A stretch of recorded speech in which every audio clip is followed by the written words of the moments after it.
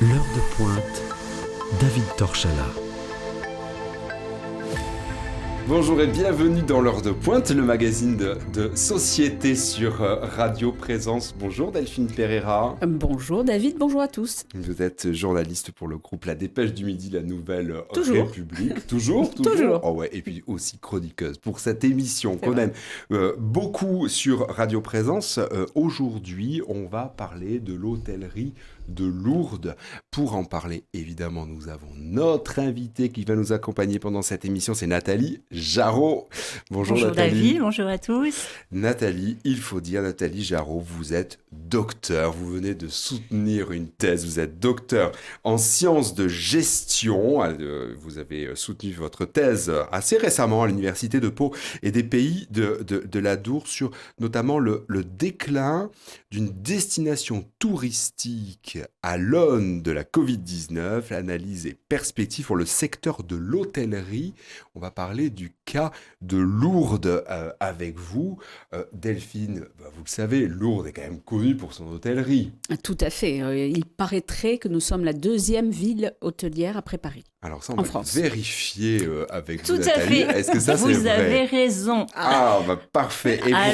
Et c'est vrai que c'est une hôtellerie qui a notamment souffert, alors déjà d'un déclin un petit peu structurel depuis de nombreuses années, on va en parler ensemble. Et puis surtout, cet épisode douloureux de Covid-19, qui est venu bousculer les habitudes de l'hôtellerie à Lourdes, bouleverser, vraiment on peut le dire aussi.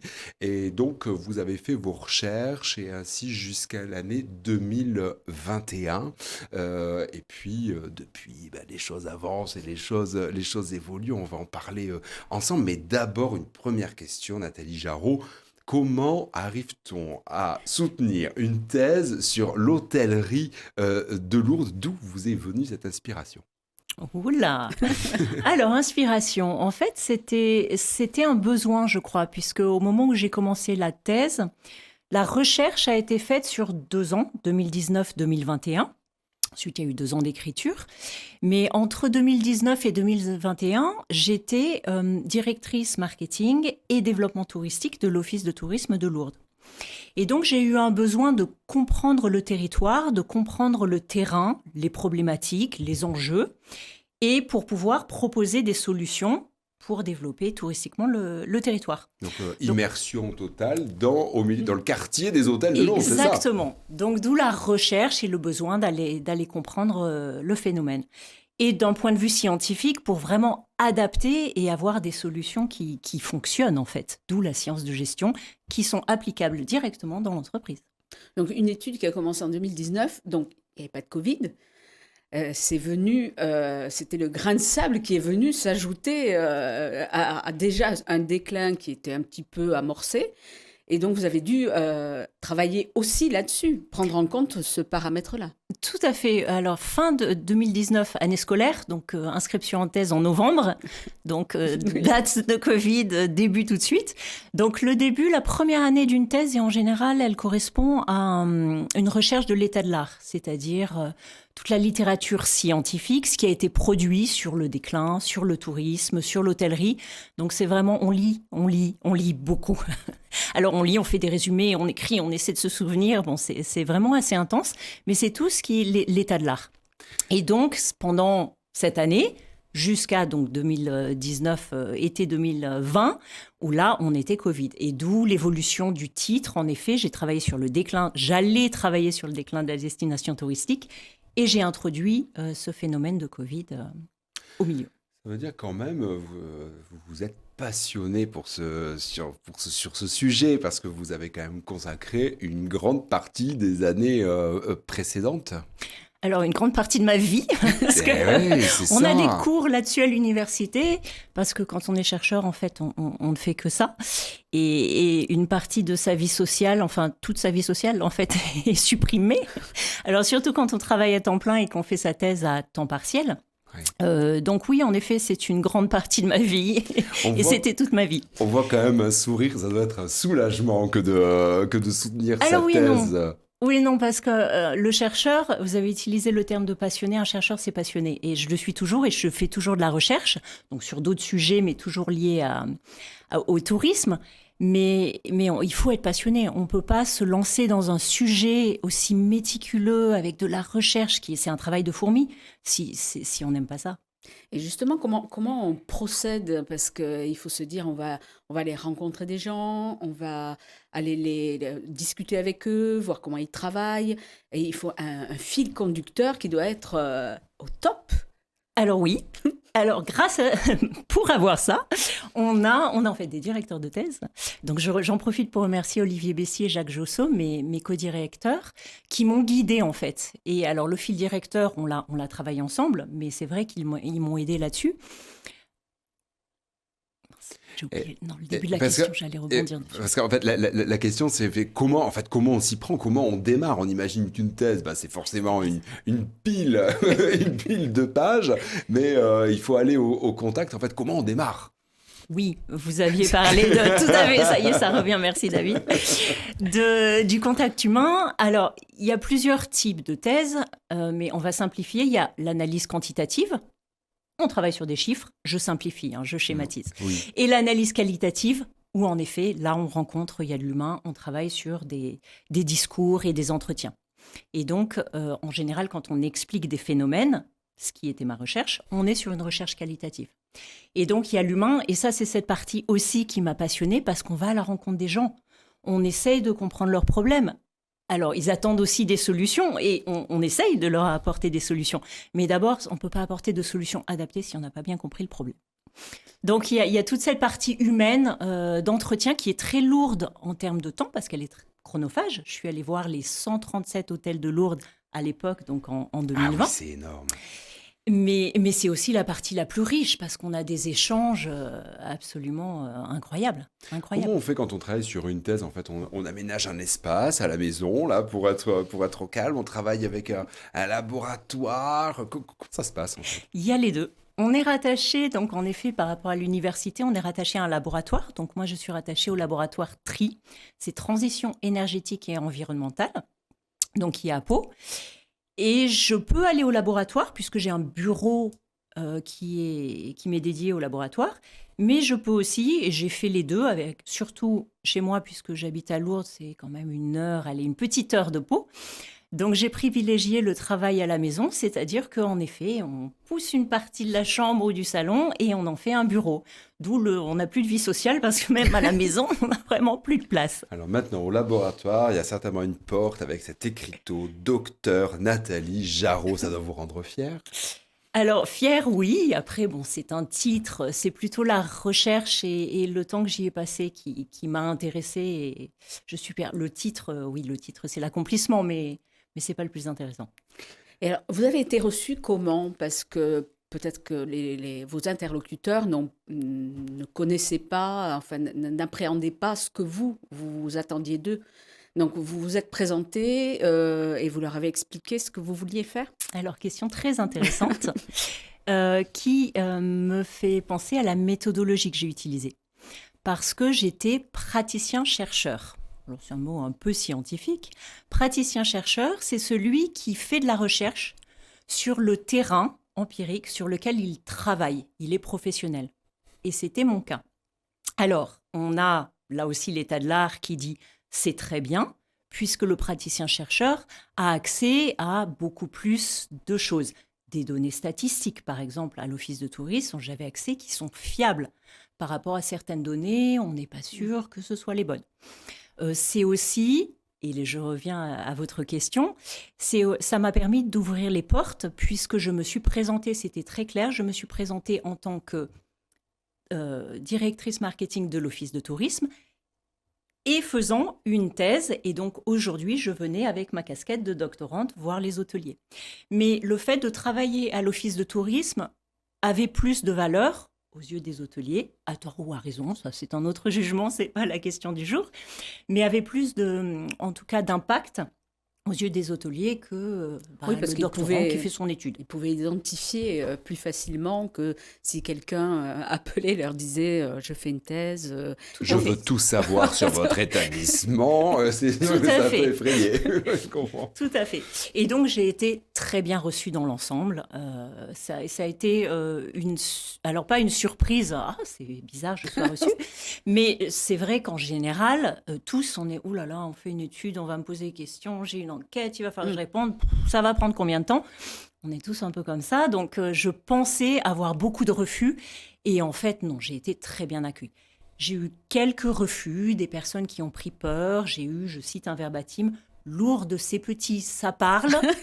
Bon, attention, je suis dans une recherche scientifique, je réponds à des règles et des normes et toutes les données récupérées sont absolument anonymes, Oui. inidentifiables.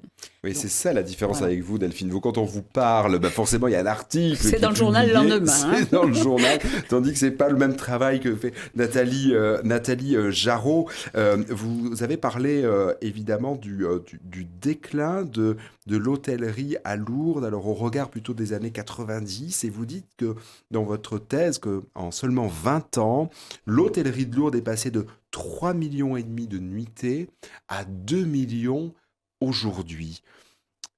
Comment vous pouvez nous décrire en fait le parc hôtelier de Lourdes aujourd'hui avec ce chiffre?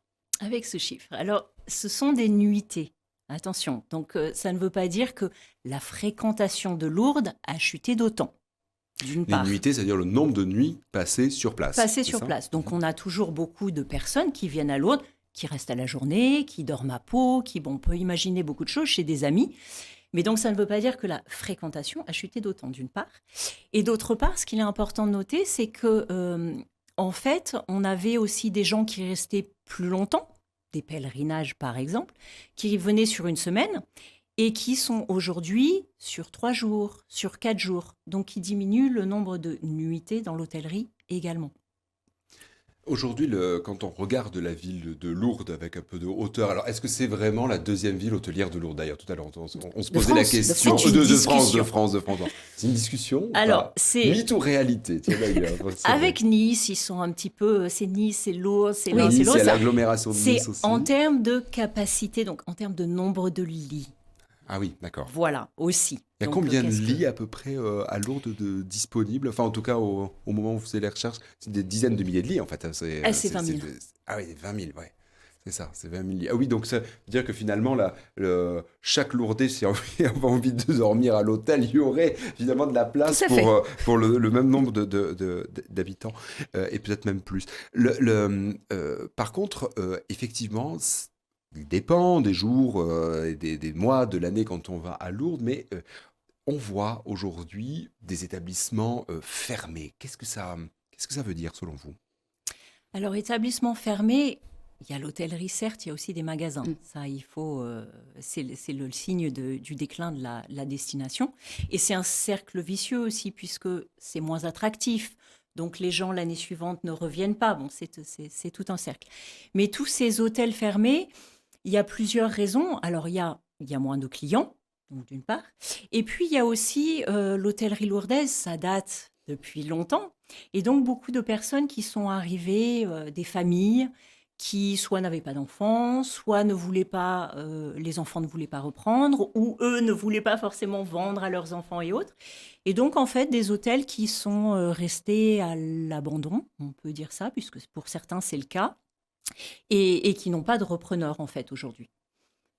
C'est vrai qu'il y a quand même plusieurs visages aujourd'hui dans l'hôtellerie de Lourdes, évidemment. Cette lignée familiale de l'hôtellerie à Lourdes, et puis et des établissements extrêmement dynamiques, renouvelés.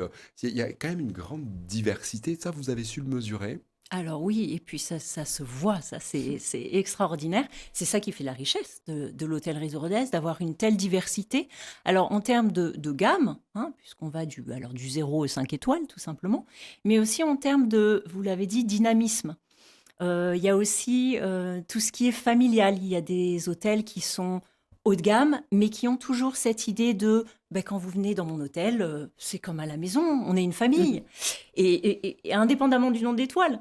Et il y a des hôtels qui sont aussi tout petits, qui n'ont pas d'étoiles, mais qui ont un accueil tellement chaleureux, des gens. Alors c'est vétuste à l'intérieur, mais peu importe. L'hôtel est plein parce qu'il y a le personnage, l'humain. Donc une diversité en termes de gamme, de propositions. et puis de personnes, parce que c'est de l'humain aussi, et surtout à Lourdes. On va voir son hôtelier plus que son hôtel. Oui, c'est vrai. Et justement, sur la période sur laquelle vous avez réalisé cette thèse, donc le Covid est arrivé, et est-ce que vous avez remarqué, un peu après, puisque vous avez fini en 2021, s'il y avait eu une remise en question ou une évolution des pratiques par rapport justement à cette crise sanitaire? Alors, question très intéressante qui fait l'objet d'une hypothèse dans ma thèse, en effet, qui est stipulée sous la forme de l'innovation. Donc, est-ce que, suite au déclin et à cette crise, en fait, là, c'est vraiment la crise sanitaire de la Covid, donc avec toute une définition de la crise dans la thèse, d'un point de vue scientifique, mais en tout cas, une crise, pour simplifier, c'est un problème à un moment donné conjoncturel, et donc il faut y répondre. Et en général, une réponse à la crise, c'est assez rapide, dynamique, et c'est un changement.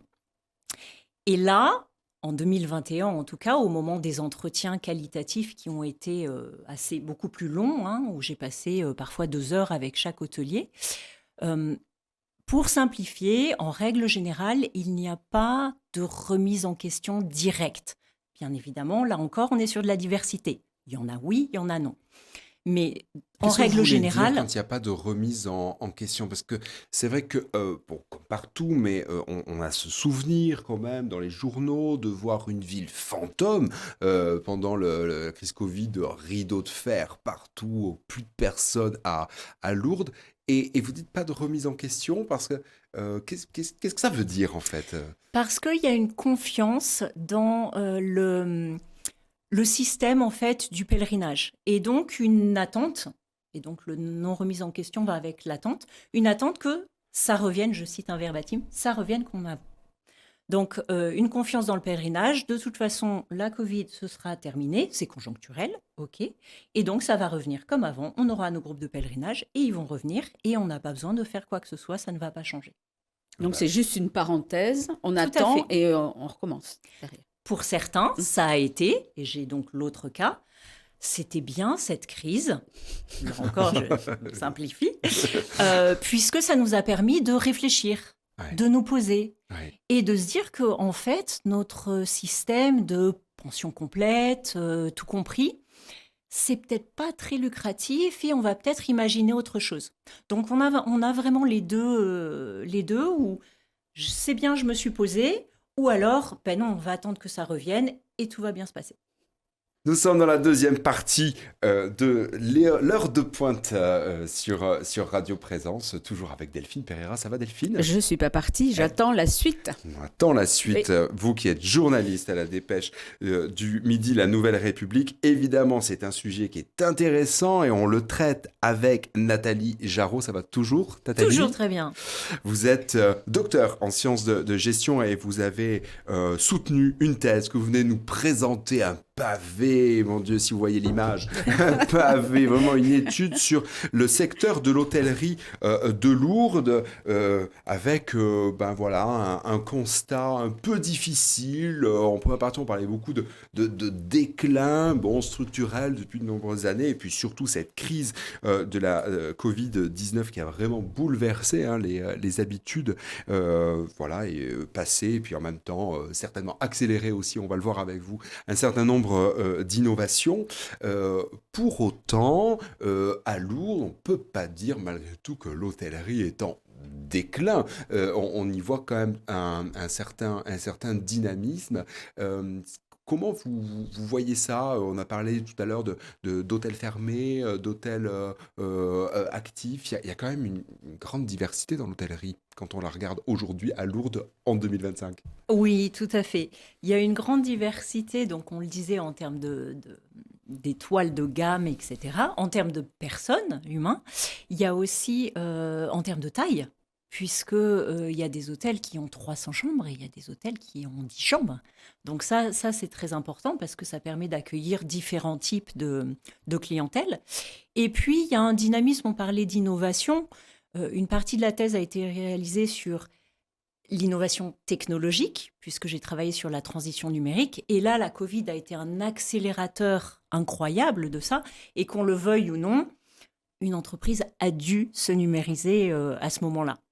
Donc, c'est vrai que tout ce dynamisme-là a permis aux hôtels de Lourdes, en tout cas, d'être plus présents en ligne. Et d'où, forcément, aujourd'hui, la présence en ligne est indispensable. Et donc, ça a permis de renouveler un petit peu et donc de remédier au déclin.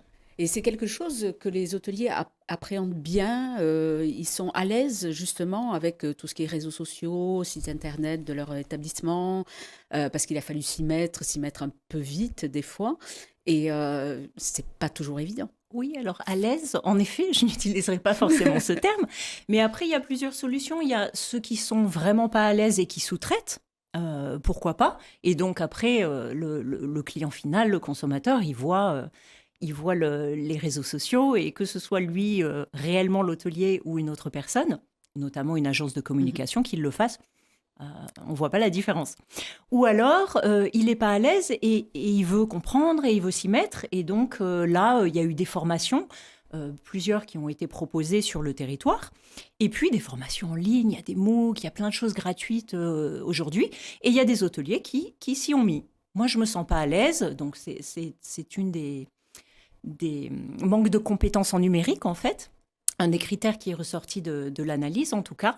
Et avec comme solution, moi, je ne suis pas à l'aise, donc je me forme et je veux le faire.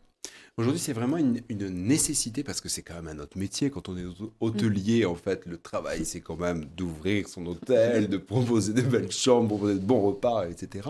C'est quand même un autre métier pour eux. Oui. Aujourd'hui, c'est une nécessité absolue. Je ne sais pas si on peut dire malheureusement ou pas, mais c'est une nécessité, oui. C'est la réalité et surtout en période de Covid, les restaurateurs, s'ils n'ont pas la commande en ligne et la livraison, oui, là, ils n'étaient pas à l'heure du jour et c'était pas possible de survivre. Et pour un hôtel, pour être visible, oui, ils sont obligés.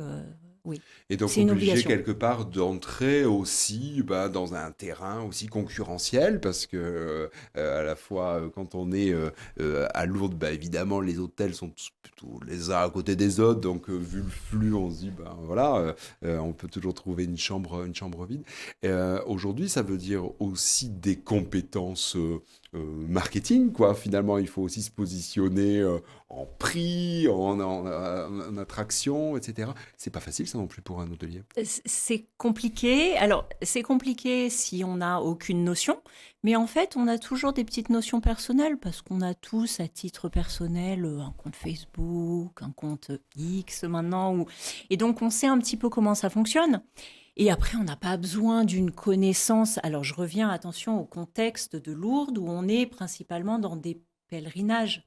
Donc, c'est vrai que le consommateur, le client final qui vient en individuel, lui, il va sur les réseaux sociaux, il va sur Booking, il va réserver en ligne. Le pèlerinage, il va plutôt passer par une agence, il va passer par un diocèse. Donc, il aura moins besoin de... Il aura besoin de cette présence en ligne. Il y a beaucoup d'hôteliers qui me disent, il y a des gens, ils sont venus du pèlerinage, mais ils ont regardé sur Booking quelle Bien note sûr. j'avais. Oui. Donc voilà, ils s'en sont servis comme information, mais pas forcément dans l'acte d'achat. Donc on n'a pas besoin d'être super calé en digital pour pouvoir développer son image. C'est mieux, c'est un métier, je suis tout à fait d'accord. Et encore une fois, il y a des cours en ligne, il y a plein de formations disponibles. On peut sous-traiter. Et on peut aussi faire comme ci, comme ça, au moins que son hôtel soit visible. Vous vous êtes pas contenté de constater. Vous avez aussi travaillé sur ce que les hôteliers pourraient faire ou ce qu'on pourrait faire pour les hôteliers pour avancer un petit peu. Tout à fait, puisqu'une thèse, en effet, en sciences de gestion, notamment, l'objectif, c'est qu'il y ait des préconisations qui en sortent, parce que ce n'est pas l'objectif de toutes les thèses. Hein. Souvent, c'est vraiment plutôt des constats.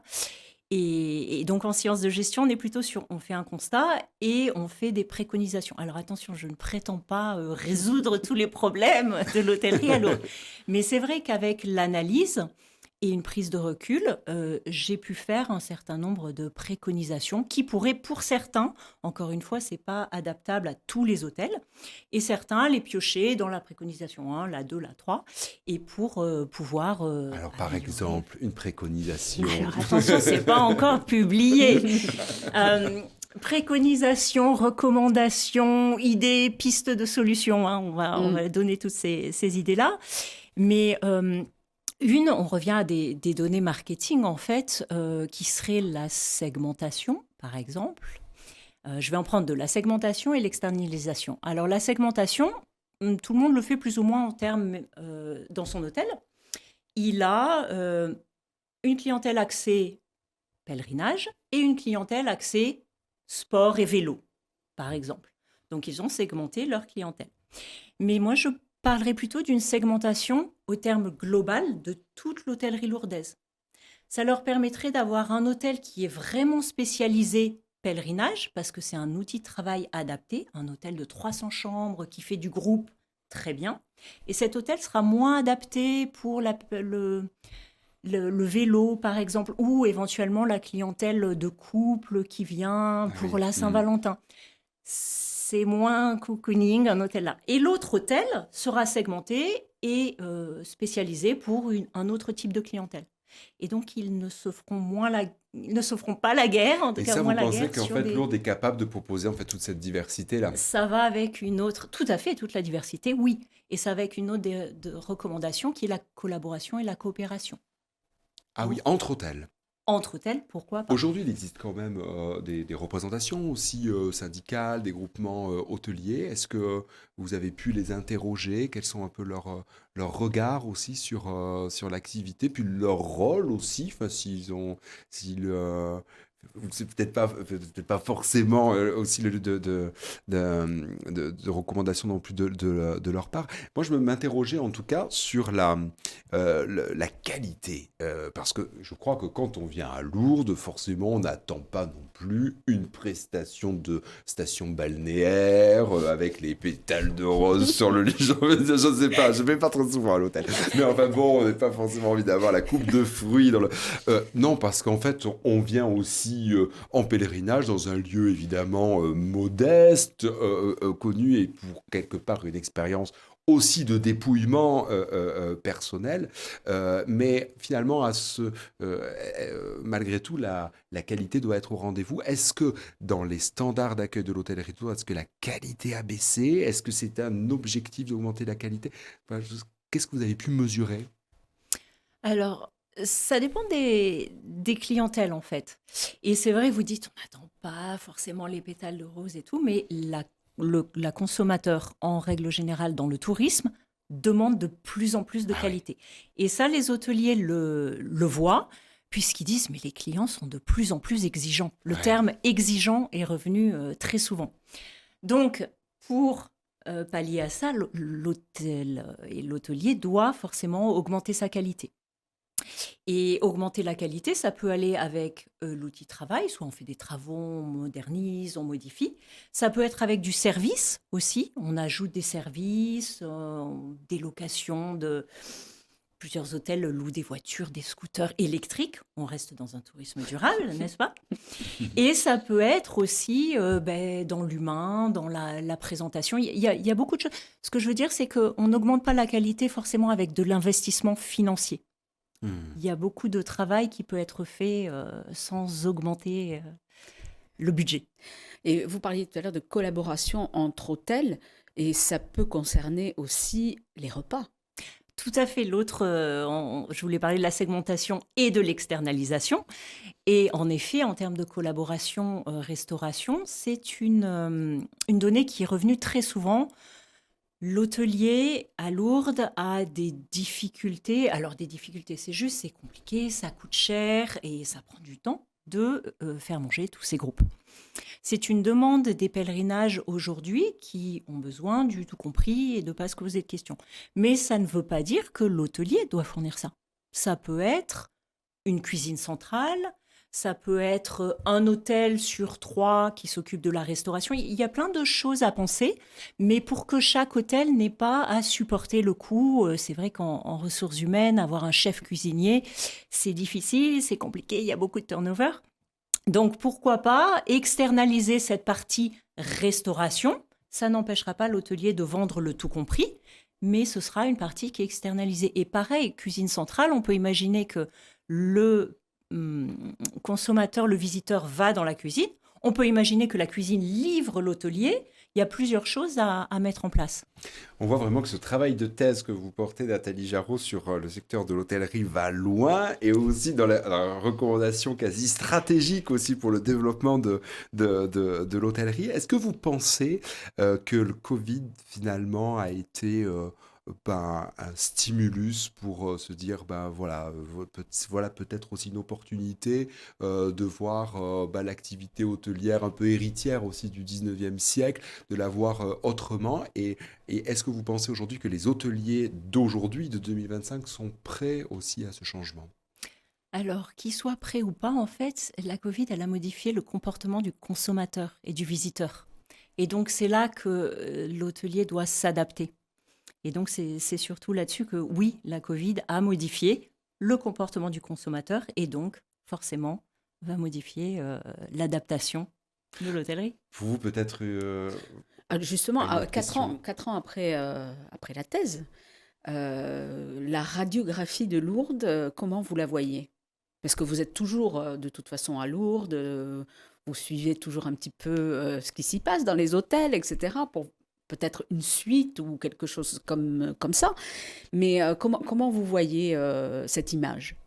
Alors là, il y a beaucoup de recherches. Moi, ça me fait penser à il faut continuer, il faut. Alors, attends, on va pas Voilà, le continuer non chercheur plus. qui doit s'arrêter de chercher ou continue Non, de mais être ce un qui se dilemme terrible, ça. Il ne trouve jamais le chercheur, il continue à chercher. Et c'est vrai que on a envie de faire une recherche dans quelques années. Alors pas forcément une thèse, une recherche aussi poussée, mais aller voir un petit peu est-ce que vraiment ça a été modifié ou pas. Moi, j'ai travaillé sur l'innovation, j'ai travaillé sur la transition numérique, j'ai travaillé aussi sur le tourisme durable. Donc pourquoi pas aller regarder ça en termes écologiques à Lourdes. On peut aussi aller voir dans d'autres villes sanctuaires en France, puisqu'il y a tout un réseau, et pourquoi pas aller regarder quel est l'état de chez eux, et puis est-ce qu'ils ont mis des solutions en place et comment ça marche. Et évidemment à l'étranger aussi. Il y a Fatima, il y a beaucoup d'autres villes qui ont les mêmes problématiques que Lourdes, et comment eux ont-ils vu ça. Donc il y a plein de recherches qui ont après, et de vécu, comparaisons. qui ont vécu la même chose, La même finalement, chose. au même moment. Moi, je crois que Nathalie Jarraud ne va pas s'arrêter de pense pas non plus. chercher.